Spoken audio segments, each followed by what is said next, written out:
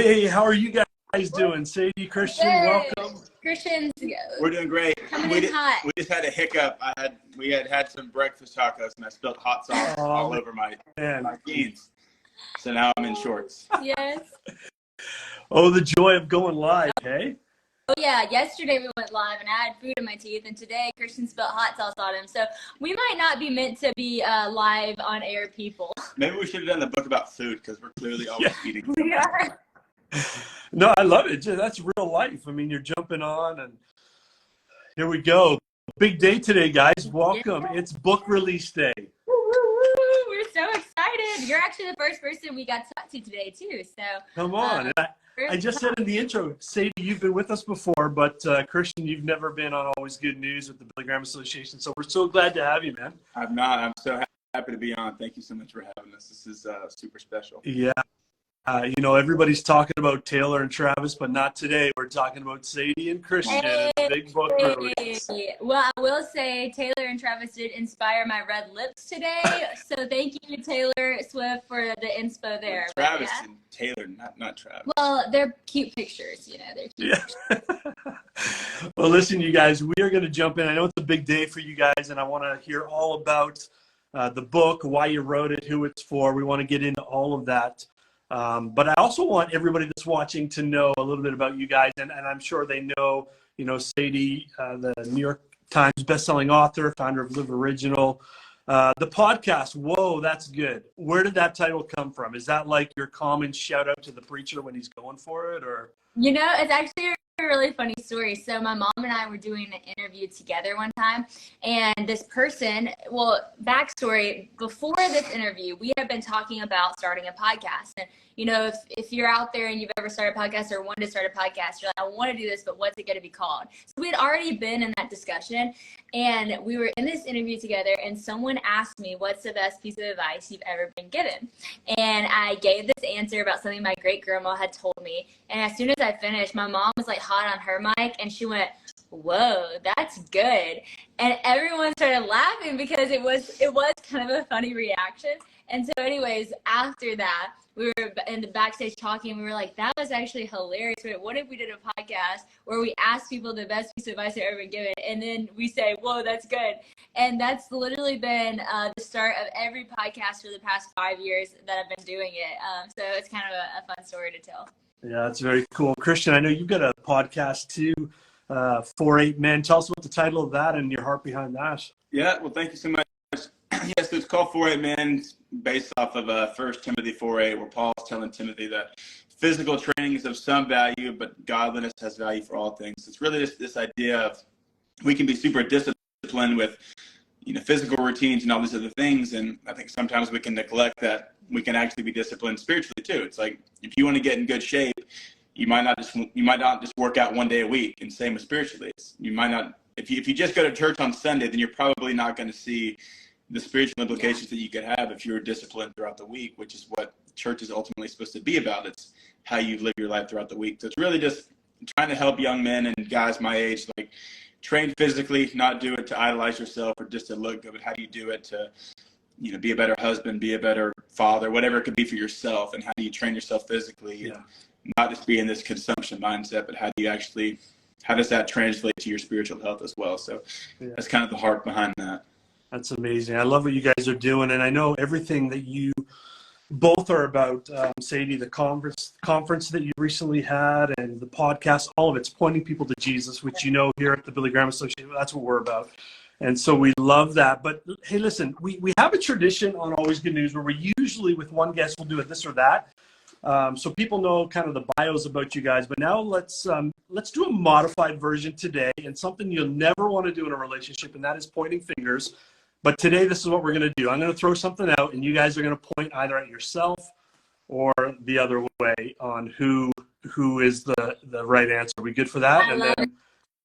I love it. We might need our own relationship book after this. Right. What not to do.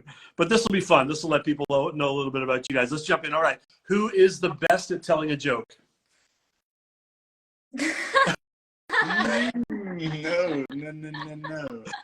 Me and you. We're both funny. That's a good thing. Yeah. It takes you longer. Who's and this might be appropriate after the issue you just had, Christian. Who's the better cook? Oh, 100%. That's easy. That is easy. Oh, no I hesitation. think I love Chris it. cooked one meal in our whole marriage, but he does always clean, so I appreciate that. Yeah. That's a fair trade-off. It's a fair trade-off. Well, if you see the dishes after she cooked, it takes twice as long to clean it as it does. That's why you got to keep in shape. I get it. All right. Who usually says I'm sorry first? You think? Okay, sure. I'll just say that's probably true. I'm just going to agree I'm with the you. one that always feels like I'm having to say sorry more. That's why. No. You're a good man, Christian. You're a good man. Who usually cries during a movie? Yeah. Yeah. Okay. That's fair. Who has the heavier foot when driving? Oh, it's Yes, me, for sure. definitely. For sure. Okay, here's we're almost done here. Here's one. Whose clothes takes up the most space in the closet? Okay. Definitely. No doubt on that one. Okay, last one. This is a big one. You guys ready? Yep. Who said I love you first? This guy. Okay. It is. I mean, I was tempted, but I waited. Well, Which it was funny. It was funny because I said, this is how I put love first. And I told her that I love her. What? That was just a bad joke. See, that's why I'm funnier. No. I was right. I am funnier. No. that's amazing. Well, listen, on the topic of love, today's a big day. How to put love first. Your new book. Question one, guys. What motivated you guys to write this book?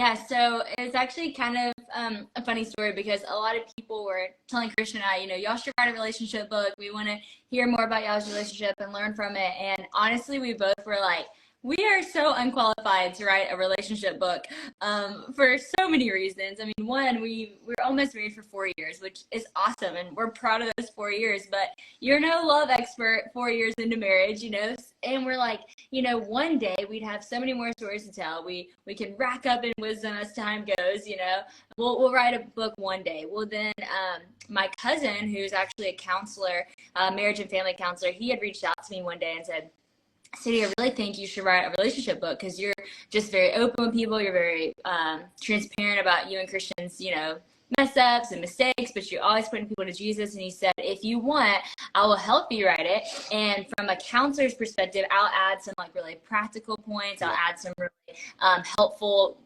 more of the wisdom tips from the longevity and relationship.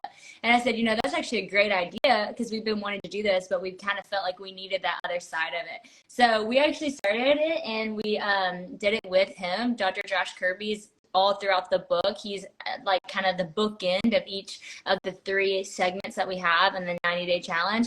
And he just puts in super practical advice. He's been a marriage and family counselor for over a decade and has just seen a lot and learned a lot, but he's also loves the Lord. And so super practical and spiritual advice from him. And then throughout the book, you see us just being real. I think it's super relatable. It's our mess ups in relationships, and not just from relationships with each other, but just relationships with people. And that's what we really wanted to focus on in this book. It's not just about lovey-dovey relationships. It's about relationships with people in general. And I think that in a lot of ways, if you look around, we've kind of lost, I guess we've kind of even forgotten how to be in relationship with people.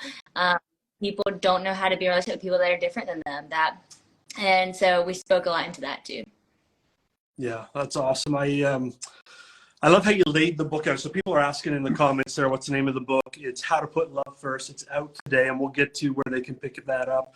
But you lay it out in 3 areas. So you first start your relationship with God, how God sees you, offers salvation, He knows you. Then you go into your relationship with your people, talking about forgiveness, and then your relationship with community, being intentional, being loving, and alignment with God. So I love that you start there with your relationship with God. So Christian, let me...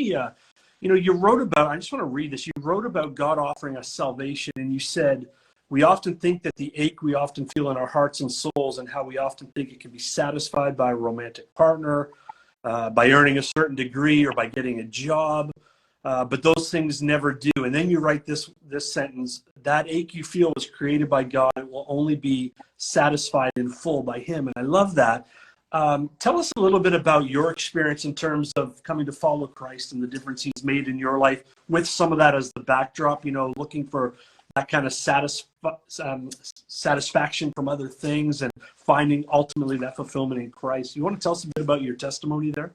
Yeah, that's so good. Yes, I definitely grew up. Me and Sadie had a little bit different stories growing up. We both grew up, I would say, traditionally. Like Sadie grew up Church of Christ. I was Methodist, and all that to say, a lot of, for me growing up, it was just about, I think it was so much of it was just pinpointed on church and not so much on like a relationship. So I kind of just had that idea of I can do anything I want, but as long as I'm in church on Sunday, then it's okay. So I got into just a lot of different things throughout high school, just whether it was drinking or drugs or girls or whatever it was. And oftentimes, like, you think that those things will satisfy you, and they can temporarily, but it's really only the next day. And when you kind of look backwards, you really see how empty they always are. And I think that's sin. I think that's why the devil does that, because things are enticing and things can be fun, but it's, at the end of the day, it's not fulfilling. It's not sustainable. Like, there's no sustenance to it. And when I met Jesus, that was what the difference was, of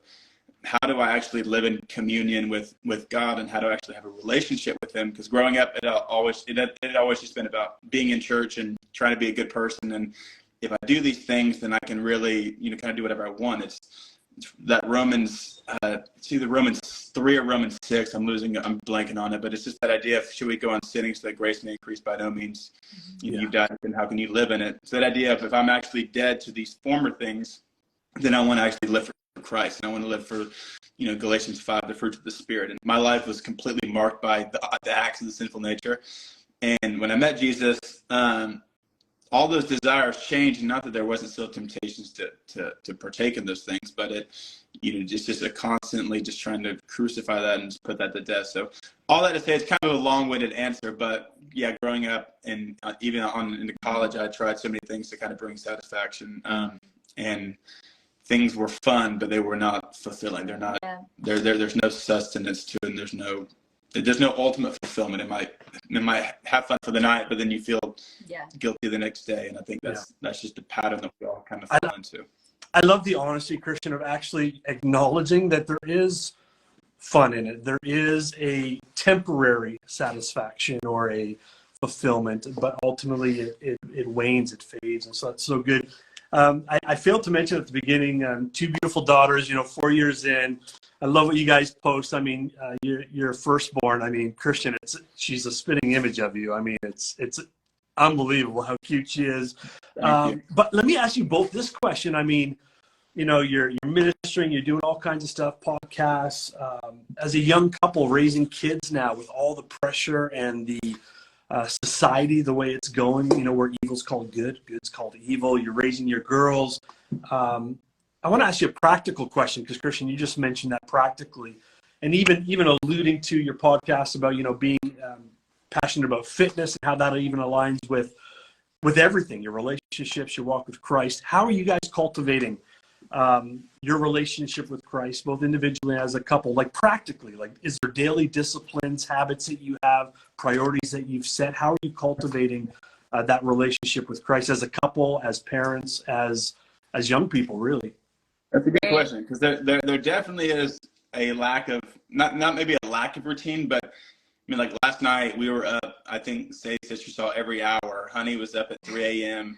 Haven was up at 1, 2, 4, 5, wide awake at 5. So, I mean, there's definitely not, the mornings where we have our coffee cups and worship music's on, maybe like it used to be pre-kids and maybe even pre-marriage. So we've definitely had to try to find certain things, and that's, for me, that's why workout's been big, because I maybe don't have the time in the mornings or at night because Honey's wanting to watch Rapunzel and all these other shows. I can't just, hey, can we turn on worship? It has to be some kind of princess or whatever.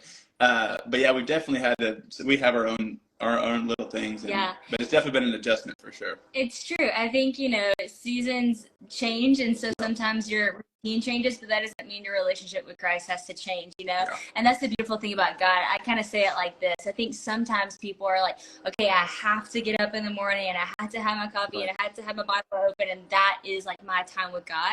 And if I don't do that, they feel like they're distant from God. And what I always say is, I think of it about those moments with God like a date. It's like with my relationship with Christian, there are times where we get to like actually intentionally plan a date. We get to go to dinner, we dress up, the whole thing looks nice. We're having these intentional conversations, but that doesn't mean that that is necessarily more significant than the times that we're just at home sitting in our pajamas beside each other, just in each other's presence. And so with God, it's the same way. There are times where you get to dress it up. There's intentional times where you're laying the Bible, you're reading through it, you're highlighting, you're having these deep conversations, and those are awesome for your relationship with God. But that doesn't mean that he's disappointed when you just show up as you are, or you're talking to him in the car. And so for me right now, like Christian said, and being parents of two and hours being a little bit crazy, my car ride time is my time with the Lord. Like my to and from work, that's my time. And then even after they go to bed, I stay up at night and just get to sit with the Lord. And so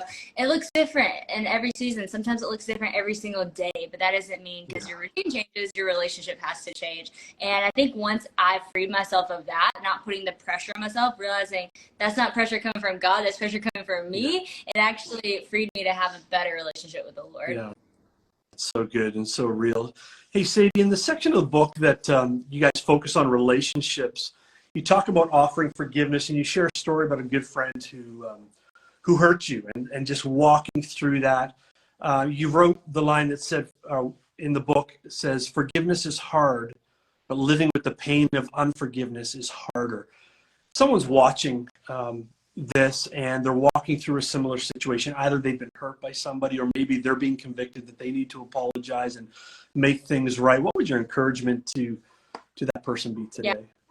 Yeah, that's good. Well, first of all, like I mentioned, it is so hard. So if you're struggling to forgive someone, I'm not going to sit here and say, just do it. Just forgive them. Like, I understand it is really hard, but Jesus, I love this quote in a book that I'm reading right now. So Jesus isn't only our Lord and Savior, but he's our model, right? So when we look at Jesus, he's modeled the lifestyle that we can live. And he took like the ultimate cost of forgiveness by literally dying a death on the cross to forgive us of our sins. And so you think about how hard that was for Jesus. That wasn't easy. That was very painful. If you even read through like what crucifixion looks like, it was so excruciating. And there's a part of it, I was reading it one day, where it says like it literally feels like you got the wind knocked out of you, like it takes your breath away. And I think sometimes when a friend hurts you, it can feel like that too. Like you physically feel like the wind got knocked out of you, kind of takes your breath away. But when I read that from Jesus, I was like, wow, he experienced that pain to the fullness, and he chose to forgive, and that set us free.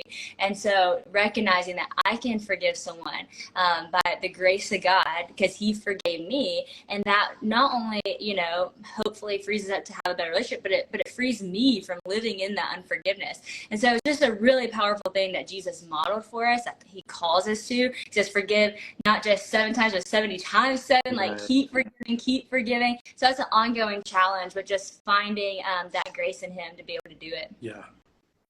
Anything else, Christian, you want to jump in on that? I mean, it is difficult. I think sometimes we can extend forgiveness, but a lot of times it can be contingent on an apology. Like it's like, well, I'll forgive them if they ever actually admit that they're wrong, or that they say that they're sorry.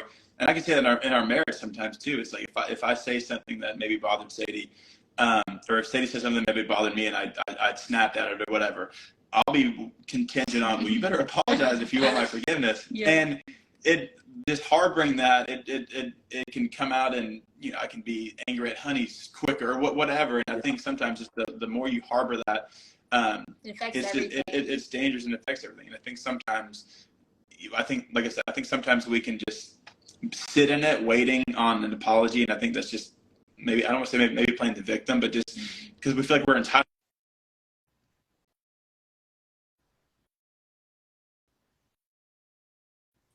Oh, you're muted. I think we lost your audio. Somebody trying to get you all.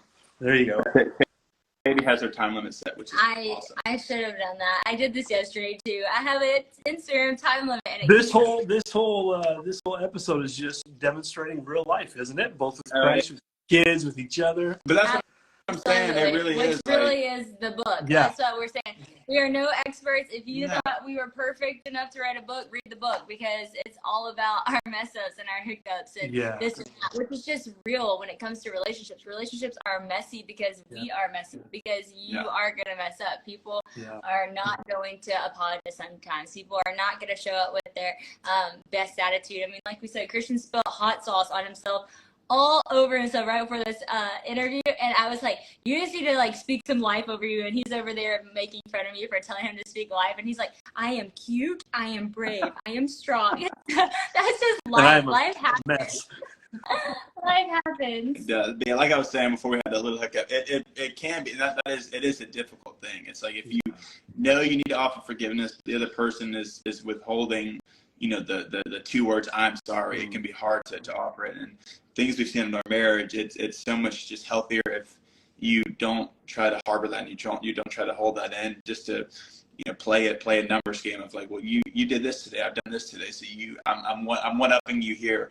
But yeah, so for anyone that's listening that you need to forgive someone, but they haven't even offered you an apology yet, I think it ultimately just hurts you more than it hurts that person. So don't wait for it. But it is very difficult. That's not easy. That's what the scripture says too, right? As much as depends on you, live at peace with all men, right? Like it's the onus is on. So good. Let me get to the final section of this book. Again, you guys are going to want to pick up this book. It's real, and it's going to be a blessing to you. But in the final section, you focus on your relationships with your community. And Christian, you talk about being bold and how at first you struggle with sharing, like your testimony and being bold about that. I love how you talked about your baptism and how he was your Savior, but he became your Lord. I love that. But as we get ready to wrap up, can you share a little bit about a time in your life, about that time in your life when you struggled with your boldness, and how you'd encourage people, especially young people in this season, in sharing their faith? And you can both jump into this, but just being bold in our faith. Can you guys speak into that? Yeah, that's good. I think for me, what really kind of shifted was when Sadie did a message on this. I think it was probably a year or two ago, but just this idea of how we can kind of separate our personal lives and our spiritual lives. And just this idea of we can be spiritual, but then our personal is kind of a separate thing. So it's like, what does it look like when the two kind of intermix? And I never really thought about maybe not inviting Jesus into that's not it's not the right word, but just that idea of in throughout the Gospels where Jesus meets Peter fishing. This is something that me and Willie talk about a lot. Sage's dad. This idea of Jesus met Peter fishing, because that's what Peter did. And he spoke in language that Peter would understand. Yeah. Peter was catching fish, and Jesus said, I'll make you a fisher of men. Mm-hmm. So this idea of Peter was fishing, and so that was his mission, but then Jesus gave him the ultimate mission. So for me, what really helped was this idea of what am I passionate about? What are my hobbies? What do I enjoy to do? And then in that space, invite Jesus into it. So for me, we talked about working out. Like I like going to the gym. I like sports. So for me, like one of the way I've loved to disciple people and even just minister is been in a setting like that. I had asked this kid to spot me on a bench press probably 2 years ago when we got to talking about Jesus, and I baptized him like 6 months later. But I would have never really thought about doing that if I was like, this is my person. This is compartmentalizing. Yeah.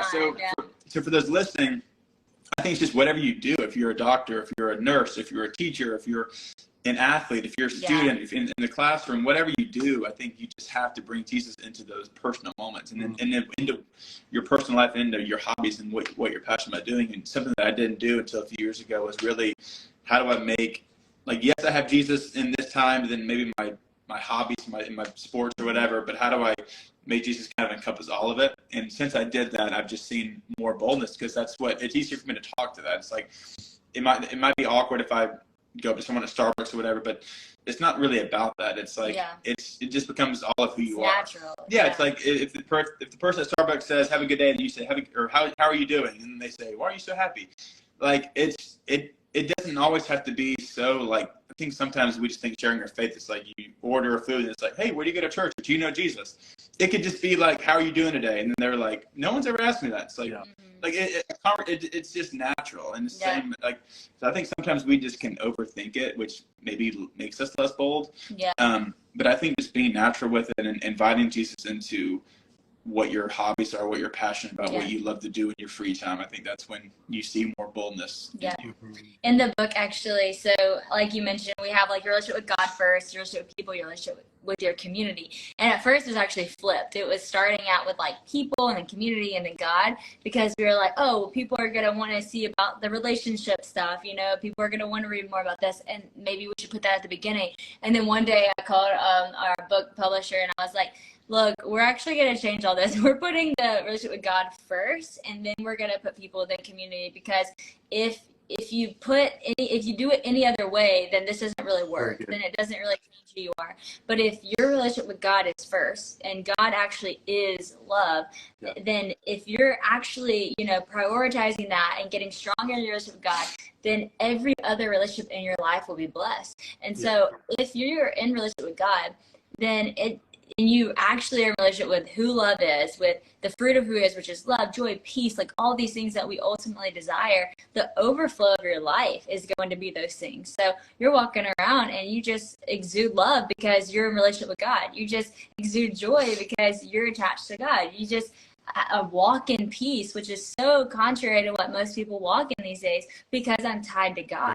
And then that's just like a natural thing that you're doing, and people realize that, and you want to give them that. Like, Christian's gonna laugh because I've been saying this quote so much, but I'm reading this book called You Are What You Love. So we're all in this love theme right now. And I love this quote, and it was talking about how if you want to get someone to build a boat, don't go tell them to get wood, teach them to desire the sea. And it was just this idea of, don't just tell somebody what they have to do, tell them why you would want to do it. And I think so many times as Christians, we feel like, oh, we have to go tell someone about our faith. And it feels like this thing we have to do. So it's scary and it feels unnatural. Yeah. But it's not that I feel like I have to do that. I want to do that because I so desire for you to be in a relationship with the God of the universe, your creator, your father, who loves you so much. I would change your life if you get to know that God. And so for me, whenever I started truly knowing who God was, it wasn't like something I had to do to check a box. It was something that I would never not want to do that, because I want you to experience the goodness that is in a relationship with the Lord. So I think it's just when you really get to know God, all the things that are in the Bible, it begins to become natural. Not that I have to do it, but why would I not do it? Yeah, it's like in the Gospels when it says it was noticeable that they had been with Jesus.